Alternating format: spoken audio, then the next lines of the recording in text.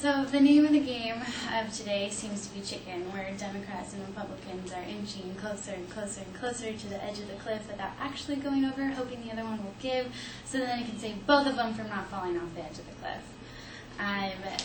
The fiscal cliff is a very important problem that is facing every American because come January it will affect every American's financial situation.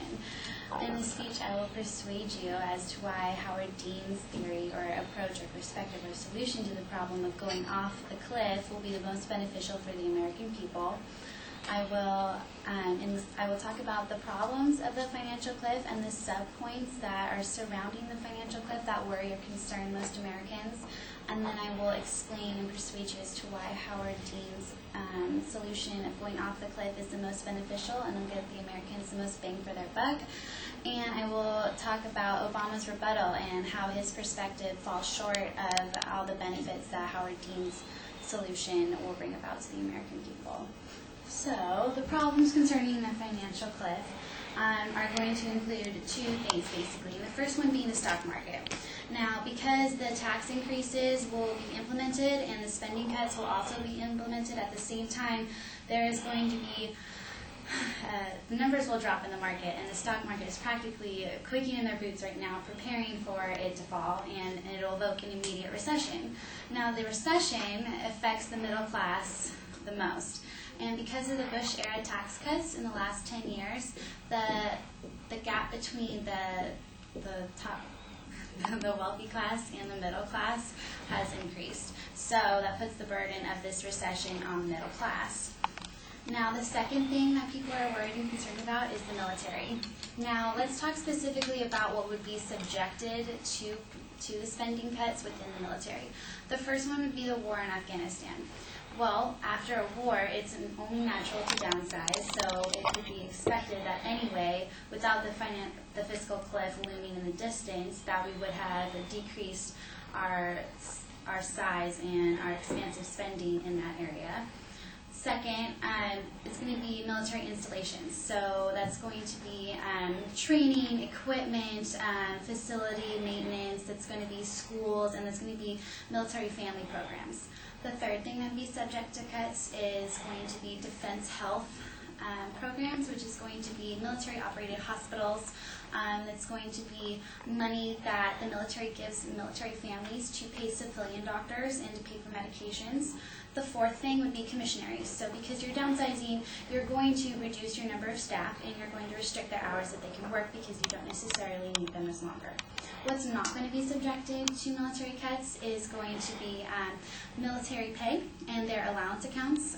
Military retiree pay will not be affected. Social Security payments, Medicaid, and Medicare for the most part. They will experience a 2% deduction in their budget, but 2% isn't that much when you're considering that much money. Now, Howard Dean and his theory of going off the fiscal cliff. So to qualify him and to make his credentials of why his solution would be most beneficial is to look at his previous experience in government. He was the governor of Vermont, and before that he had several years in Vermont's governing practice, I guess you could say. Anyway, when he got into the governor's seat, Vermont was facing a $64 million deficit, which for a state with a population of 600,000 is huge. He managed to balance the budget, turn the deficit into a surplus, and he managed slashing taxes. So we could all hope for that for the American economy as well. So he does have experience in dealing with situations like this. So going off of the fiscal cliff means that the taxes will increase, means that the spending cuts will be implemented, so we'll be spending less, and that means that there's going to be a massive down payment on the deficit. Now, he flat out says that he does expect a 2-quarter recession. However, he says that also that there is a problem, we're in deep trouble, someone has to pay, and it has to be all of us. He says it's not going to be fun at first, however, in the long run it'll make a big difference. So for the immediate recession that he says will happen, he says in the long run that the market will benefit and the numbers will go up because the deficit will be going down. Now Obama and his rebuttal. So Obama wants to avoid the cliff avoid the cliff like the plague. Basically, he doesn't want the middle class to experience any more tax increases, and going off the fiscal cliff would again evoke that recession, and the middle class would feel it the most. So he's trying to build revenue, but by taxing the wealthy and not necessarily making it about the middle class. The second thing is he wants more targeted spending other than just a mass across the board spending cut. He does want to tax the military, but he wants to reduce spending in other areas. He says Obama and the White House estimate that a family of four earning from $50,000 to $80,000 per year will experience a $2,200 additional increase in federal taxes if we go off the cliff, and the tax increases do stand. So he wants to reduce that. He also wants to extend the Bush-era tax cuts, which will make couples earning $250,000 or individuals earning less than $200,000. They would continue getting the same tax breaks that they've been getting, so they won't get hit as hard. He also wants to put $50 million into the economy to help boost the economy so the recession doesn't hold. However, this doesn't reduce the deficit as much as it would if we went off the cliff. If we went off the cliff and we reduced our spending and we increased our taxes, which would be building more revenue, we would decrease the deficit or avoid more debt by $7.1 trillion, which is 70% over the next 10 years, which Obama's plan doesn't do it. It simply kicks the can down the road a little more. And honestly, for the American people, wouldn't we rather just find a solution to this problem, suck it up, take the hit, and move on? That way it would be better in the long run, other than just building this deficit higher and higher. So, in conclusion,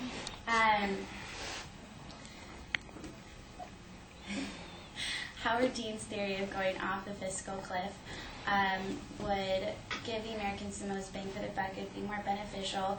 You're going to experience a slight recession, and he says that flat out. However, in the long run, the markets will benefit, the budget will be going down, and it'll be better overall for the American economy.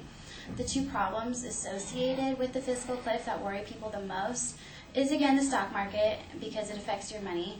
And then the second sub-point would be the military, which people are afraid that by reducing spending in the military, that you're going to make the American state vulnerable, which isn't true. We'll be losing money. We'll be losing $54.67 billion a year for the military. However, it's necessary cuts that we can afford to lose.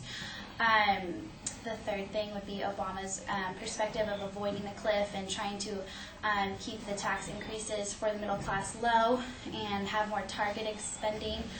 It's not a bad option by any means. However, it's not as beneficial. It will not give you what Howard Dean's proposal of going off the cliff will give you. Going off the cliff will be better for everybody in the long run, better for America.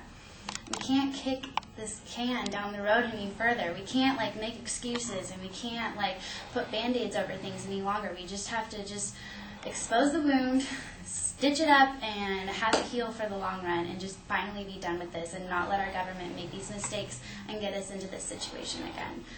So going off the cliff, best option we have. So let's suck it up and do it. Thank you.